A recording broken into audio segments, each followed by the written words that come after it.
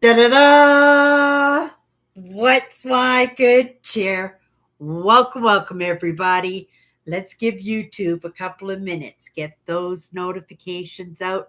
Let people know I've gone live. And in the meantime, if you've never met me before, hi, I'm Cindy. I explore the inside and the outside. And being Christmas Day, I spent the day inside on my own. We did a little bit of celebrating yesterday, hanging with the family, doing the little projects and those preparations of those family traditions that sometimes work out amazing, click, click, click, right? And sometimes, those wrenches get thrown in. Sometimes those relationships are strained. Sometimes it's just in the moment. If you're anything like my sister Tracy, she thrives. She thrives in the holidays, especially on Christmas. She's a dictator for sure. But it is in that wanting everybody to have the best time ever, to have the best memories of the day, and, lots of times we don't look at those aspects of ourselves that might rub others, right? Maybe they don't know you so well, but it's Christmas. So you treat everybody like you treat your family, and you just tore a piece off the next door neighbor who just pops in at Christmas just to wish you Merry Christmas. That's just an analogy, but that's the thing, we have to really look at intent. Hello, Hannah. Merry Christmas, Hannah. How was your Christmas this year? I would suspect, right? It gets easier every year. It gets a little bit easier, but yeah, I could imagine this year was a little bit tough for you. I'm somebody who does appreciate their time on their own at Christmas. A Christmas was always a big day where, right? I'm like the outlet on the wall, and everybody's plugging into me, and everything's my fault, and I'm carrying everything and juggling everything and feeling bad about everything and stumbling over myself because I don't have enough arms and legs to get the job done. But try, right? And that's something I appreciate about myself, is that I do try, because, even sometimes, you think or even understand and see, right? And right, lots of stuff we just let slide when we know it to be a truth, and we just, "Oh, right, oh, that was Aunt Jane or Uncle Joe, or he didn't mean to do that." And that's the thing. It's not the intent. And so we have to look at intent when we feel that we've been betrayed or heartbroken, or even within those dynamic relationships, you can't even explain, that you can't even label, and we have to feel that out. And I've always done fairly well for myself. I've gotten bamboozled, of course, everybody does. And it's meant to bamboozle you, it's meant to mess you up and say, "Ooh, don't ever trust anybody again, don't ever fall in love again," right?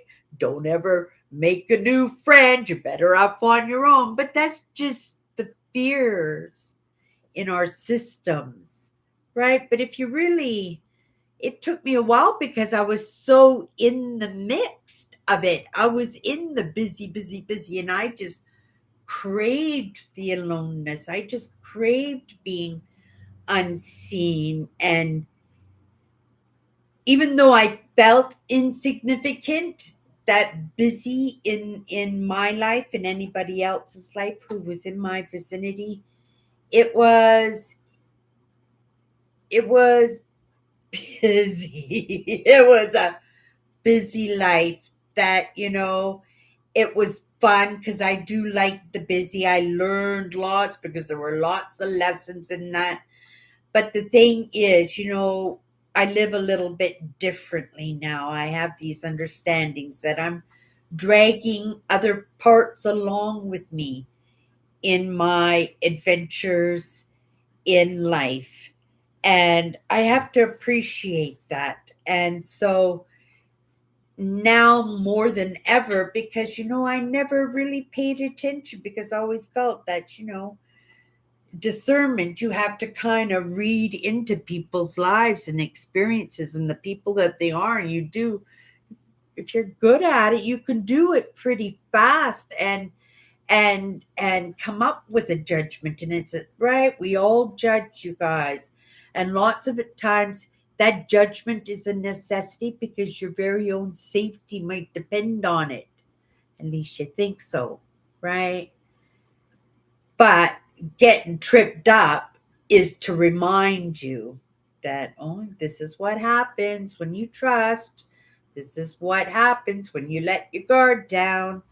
This is what happens when you fall in love. You never want to do that again, right? And that's where those experiences come from. And we have to expect them.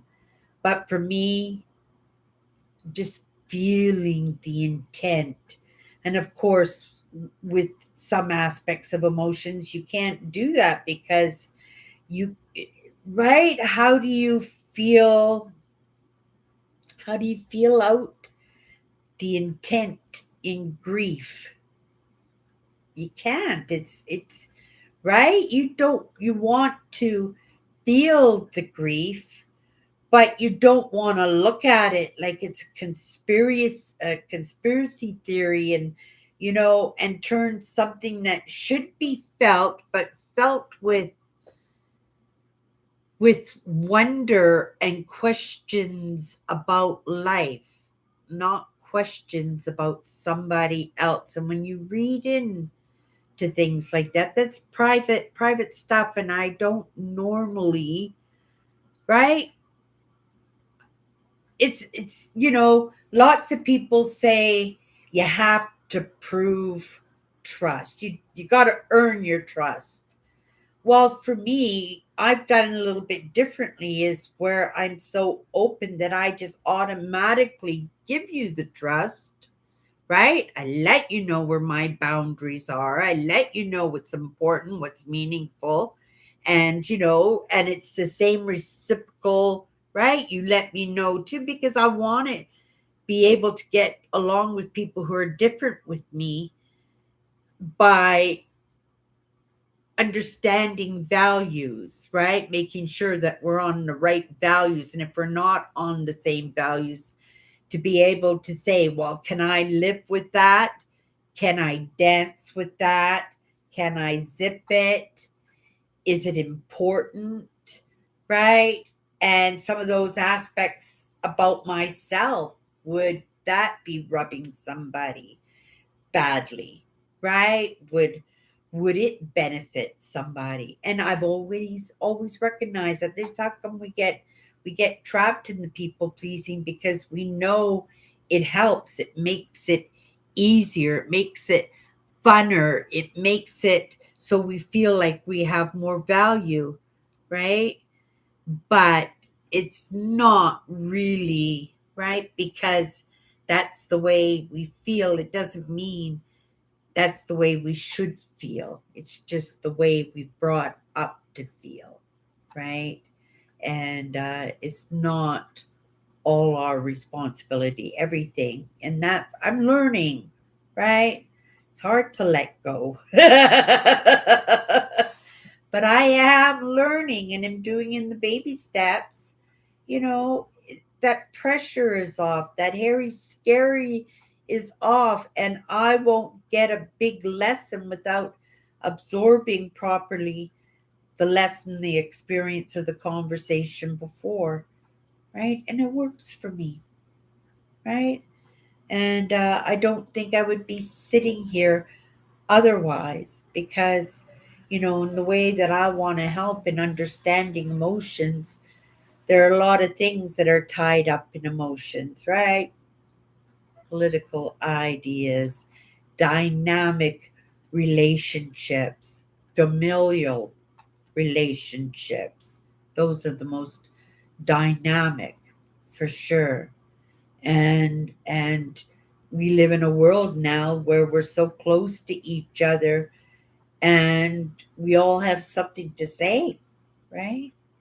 Not everybody has a YouTube channel that they can just come in and spew.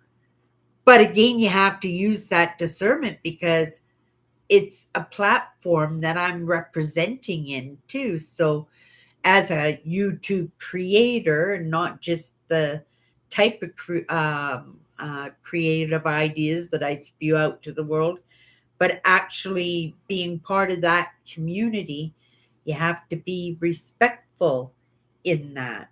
And it's not about being somebody you're not, because if you're doing that, then, right, that's not what YouTube is about. It's about community, right? It's about having a voice, it's about being seen and being heard, right? And you know, when we talk about values and pulling away from the people pleasing, that's what I do. I find my little bit of independence in being a YouTube creator, in being able to make that movement for myself and be able to share what I learn and what I experience along the way, whether it's in the inside or the outside, right?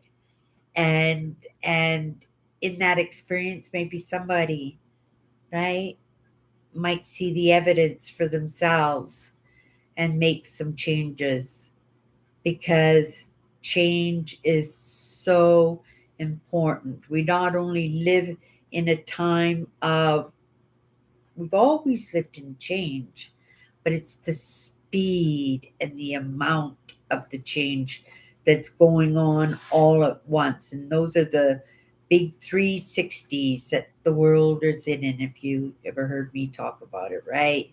360s is when you just get turned around right to the start, you get another shot at it. The 180s is right, going back to the beginning. Oh, that's the one. No, 180 is going on to the other side, the opposite side, a different perspective, right? I don't know why I got onto that. But anyway, I grabbed my cards. It was Christmas Day. So I wanted to come in and just, hello there, Melvin. Merry Christmas, Melvin. Merry Christmas. So happy that you popped in, and Hannah too for Christmas. I'm so glad that you popped in. I was going to give myself kind of a day off today. I didn't get over it, done up. I'm still wearing the two meatball ponytails in my hair that I wore last night. They're good enough, right? And I'm grateful that I've come in so much in my consistency and learned so much in that I am comfortable in whatever state I'm in. But again, taken into consideration as a content creator and being the person that I am, I have to be discerning, right? In that respect of who I am and what I want to do, and who I want to do it with. And I got such an amazing crew. I so appreciate you guys coming in. I didn't think anybody would come in tonight, but I thought it would be nice. I had a nice quiet Christmas day. I spent it on my own. I shot off a few messages to my family and then shut her down. I made myself a nice dinner, watch content that I wanted to watch. Didn't do anything heavy except maybe wash dishes and make dinner.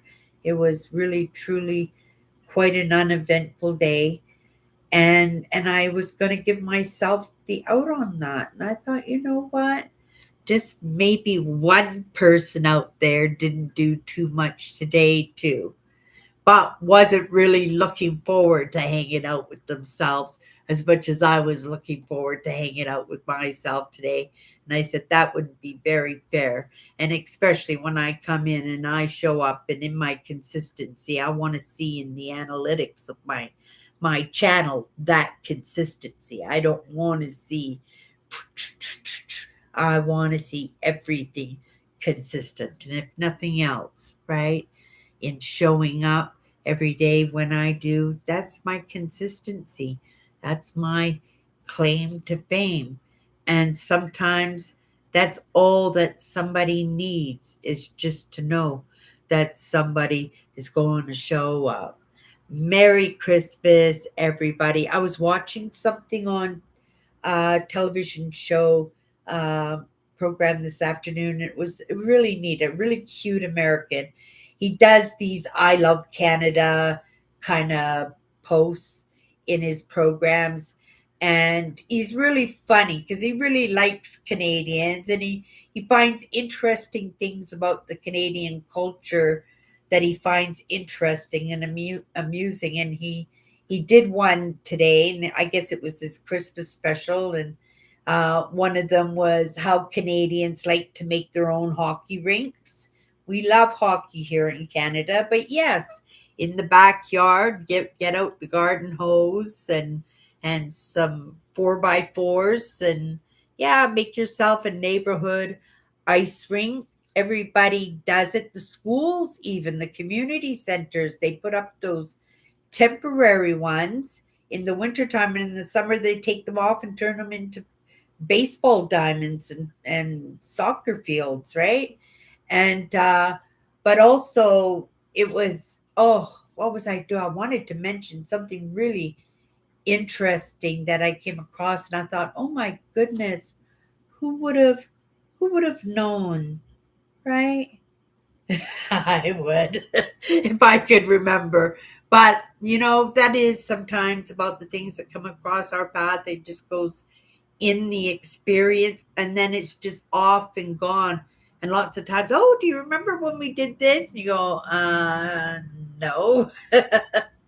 Right? And each one of us, our system lets us know what's important and what's not important. And there's something to read into that. Um, yeah, and definitely it's reading into the intent of things, and you can pick up things in that and feel your way along without, right, not reading somebody's personal, because in different relationships, right, we're not always going to be. Sam Vatkin said it last week. I was watching one of his videos, and he was saying his in group, right? There's the in group and there's the out group, right? Those are your co-workers is the out group, your next door neighbors, right? The guy you say hello to when he's walking his dog in the morning and you're crossing each other in the sidewalk, the lady who makes you your double coffee every morning, and right, those are your out groups, those ones that you're have those pleasantries in it and you're kind to each other and respectful to each other.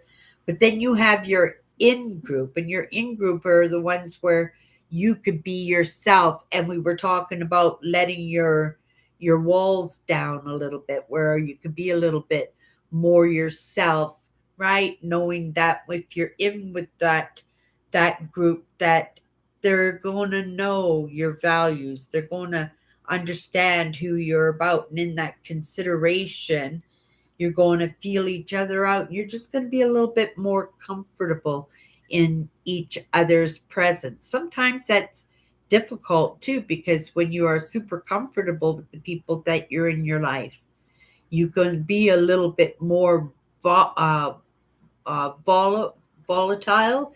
You can be a little bit more louder. You can be a little bit more angry and expressive, because these are family and friends and people that are close to you, that, right, we expect sometimes that we're supposed to unload steam, but you have to read the people that you're with, because sometimes, I had people like that in my life, and that yelling and that meanness and sharpness and that intent was so awful and so load bearing in my life. And if you don't take in consideration other people's feelings and emotions, right? So that's just Uncle Joe. And just pass it off. And meanwhile, you need to go see somebody and talk about the issues because you've just been triggered, and you have to act like it's all normal and stuff, right? But this is our life, right? And we have to feel our way out, or feel our way around in those dynamic and interesting relationships that we all have, and we all get to decide, how much can we tolerate. But you have to remember, right, you're dragging those other parts of you along for that. And if you don't really understand, like, what if that was, you've got Julius Caesar ancestor going on, freaking out because the one of the assassins that actually took him down, right, he was assassinated, that, right, and you've just decided to marry this person, and this is the soul that your soul has got to deal with, right? But it has no way of telling you except in different uncomfortablenesses. So that's why you really, really, really have to feel out intent, right? Really, I can't stress it. I didn't wake up to any of these ideas well into my 50s. But how did I get well into my 50s without some ideas already? And that's the truth, right? In Sometimes in what we don't know, we find ourselves in conversations and in experiences that offer up lessons that have no choice but to offer up the lessons. But, right, we don't always get a choice. Those other parts of us don't always get a choice, because they're just getting dragged along for the ride. Okay, you guys. If you don't know 54 powerful words, let's have a sip of my coffee. Absolutely incredible. If you weren't here, my Christmas Eve, it's an annual Christmas Eve party I do here on my live channel every year. Um, we just come in for a couple hours and just spend time together. And I open up my stocking. Everybody seems to find it entertaining. And my sister puts together such amazing stockings for me, right? And every year I get a tin of coffee. When I picked into that bag before I started my live, I did not see that tin of coffee. It would have been wrapped in wrapping paper, but I know it instantly. I know, right? I don't even have to touch a present to know what's in the package. And I knew my tin of coffee was not in my stocking this year. A little bit of disappointing, but right? My sisters always put amazing stockings together one way or another. Cindy's not going to run out of her coffee, right? So I'm opening up my package, and in that stocking, she really got me this year, was a box. And in that box were 4 bags of McDonald's premium coffee. Oh my goodness, the premium roast. It's so amazing. I really like the McDonald's coffee. But yeah, as she got me. I got my coffee. I got, oh my goodness, I got 4 bags of coffee. And but I would never have thought that it was in that heavy box, because the box was like this big, right? And it was heavy. So I knew like it wasn't K cups or anything like that, right? Keurig cups, right? So yeah, that was a really pleasant surprise. And my vitamins, right, they're expensive. So if I can get this off my list, these'll do me for 4 months anyway. I usually go on spurts where I'll do my multivitamin every day for about a week or 10 days, and then it'll be like one every few days until I'm feeling that, it's time to take your vitamins, and I rotate everything around. But, I credit a lot of my good health because I've been doing vitamins my entire life. My dad got me on vitamins when I was a little kid, and I've been on vitamins ever since. Now, 60s, 70s, 80s, the coatings on those vitamins were not great.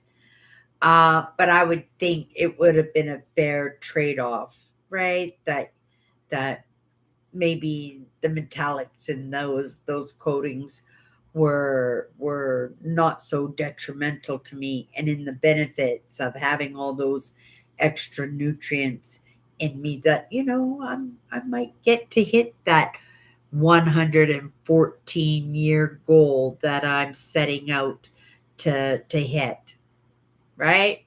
I still have 50 years to go. 50 years. Like, that's half a life, you guys, right? This is pretty amazing because I have no idea in 50 years what this channel's going to look like. You guys know I'm still going to be here, but what it looks like, I have no idea. Pretty interesting, but right, I'm not going to put myself there right in that moment, except to say, well, okay, that's where I do want to go. So if I want to be in that position, what are the things that I need to do right now to get myself there?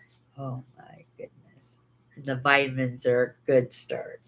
Yeah, I appreciate, very grateful that I stumbled onto that. I never had to stay with the vitamins. I had lots of opportunities in my life not to even care about vitamins and that, right? But and especially when I was morbidly obese, like I made it to 311 pounds. Like, you wouldn't suspect that somebody who didn't take care of themselves at that state would take care of themselves in looking at taking vitamins as religiously as I did. And I saw the struggles in the health in my parents. My mother had 12 different rheumatoid arthritis. She struggled really bad. She ate Tylenols like they were jujubes, right? And she'd buy a jar of those things every week, you guys. She just lived on those things, and that's how come I understand about coatings and stuff on pills, and right? But a vitamin is a pill in most cases. Now they do the jelly candies. I feel so much better in eating the jelly candies for my vitamins and minerals than those coatings. But at the same time, that's innovations. Things change all the time. And I do believe it's seeing the struggles in my parents and recognizing that my dad tagged a lot of extra time into his expected life expectancy, what the doctors thought he was going to live. Like, he almost doubled. Well, I would have to say he doubled his life because he took care of himself, but then he didn't take care of himself. Well, you guys know he's a compulsive gambler. He liked pipes and cigars and smoked 2 packages of cigarettes a day. So on some aspects, he didn't take care of himself, but he was big on meditation and yoga, taking care of his emotional well-being, keeping the stress off of himself, and those vitamins and minerals, and using himself as a guinea pig, unfortunately, for different medical ideas and technologies, because he was saving his own life. If you don't know, he had congenital heart failure. but he wasn't expected to live into his young adulthood and he lived to be 47 years old. But every day he woke up and knew that that day could be his last day. And that's not something you want to wish on anybody, especially have something like that to live yourself. It gives you the love for life, doesn't it? Because my dad did live an adventurous life. My dad loved life, guaranteed 100%. He loved his experience, right? He would have done anything to get another 40 years. But, lots of things we don't get a say in, right? And that's the truth. Okay, you guys, let's call it a night. I hope everybody had an amazing Christmas this year. I had a very quiet Christmas. Nothing wrong with a quiet Christmas if that's what works for you. And I have lots of things. I'm making movement, and when there are questions and blank spots in that movement, and you're just waiting to be, follow those follow me's, and there are no follow me's, you're just kind of like, okay, you're in it on your own, Sydney. What do you want to do? How are you going to do this? What direction do you want to go in? Yeah. It's fun, though. It's fun. Okay, here we go. Just a couple of minutes. First thing that comes to my mind, here's the card. Oh, this word truth. Truth. We all fail in ourselves and in others. The truth. Oh my goodness, what were we talking about tonight, you guys? Let's read that again. Truth. We are all we all fail in ourselves and in others. The truth is in the intent. Is that incredible? Because I was just talking about that too when I was coming in, is feeling that intent, right? And we have to trust people make mistakes all the time. People say hurtful things to us all the time without recognizing that they hurt us. And then in a moment, somebody could be triggered in it, right? They might never have gotten triggered in it before, but in that moment, you got on their last nerve, or possibly it did trigger them, but they're a person that respect boundaries and move along in values and wouldn't expose themselves or allow themselves to agitate that way, because they've been triggered. So lots of times I'm saying is we let things slide, right? So it is important that we feel out people to say, did they mean to say that? Right? And sometimes you might still feel like they meant to say that or they meant to do that. But sometimes what you can do is you can give that chance. Just one chance, not second chance, third chances, not an endless supply of chances. Just give them another chance. Be very clear in the boundaries, right? Be very clear on where they got it wrong. Make it into a lesson, right? Nothing to be angry about, just something to explain. And if it's not something that you're able to explain, then you have to consider is right, because I'm I I can't hold stuff in, right? If it's important, it has to be said, it has to be dealt with. It's some of my biggest my heels in the ground stuff, and I understand that nothing moves unless you're willing to move with what you don't want to move with in the moment.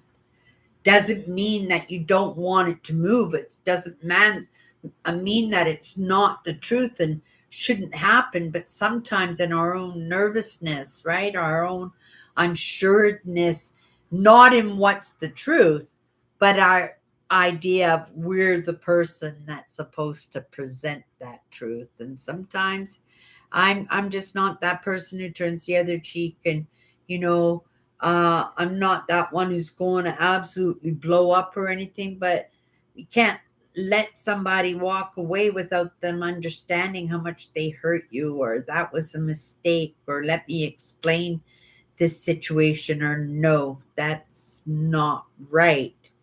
Because if you don't do anything about it, that makes you a bystander, which makes you a contributor to the wrong, which also makes you somebody that's giving that person permission to go off and do that to somebody else. Nothing ever gets resolved. It right. That's the whole point in moving forward, is so that we can be the examples for each other.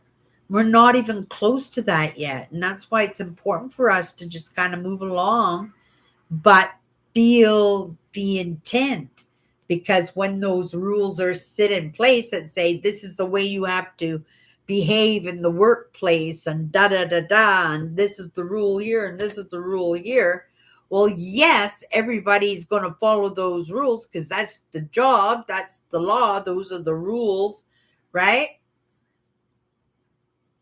But what are they thinking?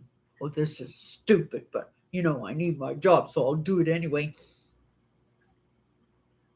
But that's not what's coming across, right? So that's why it's important to look at intent in things, because if you don't look at the intent in things, something could come off as mean when it's not mean at all. And some things can come off as good advice, or course correction, when it's only meant to make you feel insignificant and unworthy, right? So it's the intent, it's being able to feel that out. And unfortunately, that's a skill you have to learn along the way. Lots of us have abundance of it. Some of us have nice, quiet, uneventful, right? No news is good news kind of lives, and so you don't see it, right? It's not something that you notice, but it's something you could notice, right? But we don't always notice that. So it's important to feel out each other, feel out the conversations and the experiences and the people that you're dealing with, because, right, sometimes what you see physically is not what's going on in the inside, right? And just because you see what's going on in the inside, right? Nobody else will, right? You might be the only one who sees that truth. And at that point, while in that kind of discernment, making those decisions, feeling the intent, you got to find a solution for that. Are you going to walk away from that because you're not going to have the backup? You're not going to have anybody who's going to believe you, because that's the highest member in the church congregation, or I just don't want to put a label or stereotype in any of the characters, but it could be anybody who's respected because of the rules and because of what's expected and because of the community that they're in, right? They have to present a certain way. That doesn't mean that's how they really are. They could be thinking a different way. Truth, truth. We all fail in ourselves and in others. The truth is in the intent, right?